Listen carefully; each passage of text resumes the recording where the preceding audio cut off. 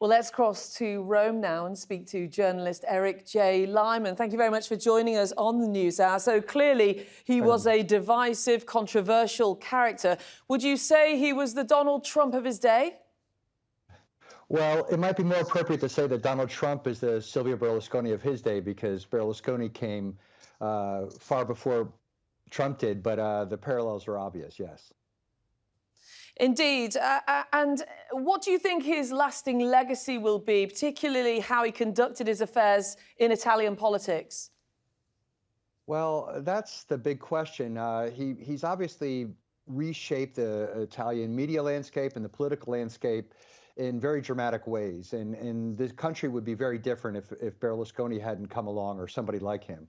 So I think those will be his two biggest legacies. You know, when he came on the scene as a media tycoon in the 1970s, there was only three broadcasters. They were state-run. They were having cultural news programming and things like that. He came on with buying up some local networks and so on, cobbled them together and made a much more entertaining, more modern kind of television opportunity or offering. And his wealth grew. He became a football team owner, and he used that as a springboard into politics and completely changed the political landscape then. Because before then, there was the Christian Democrats was one big dominant party, and Italy's become basically a two-coalition system since then, with a right-wing and left-wing coalition that trade power.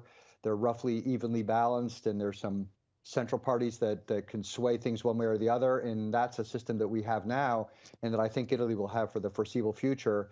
And that was an unintended consequence of Berlusconi's political influence. Many would say he was neither left or right. He was, in fact, a populist. That's right.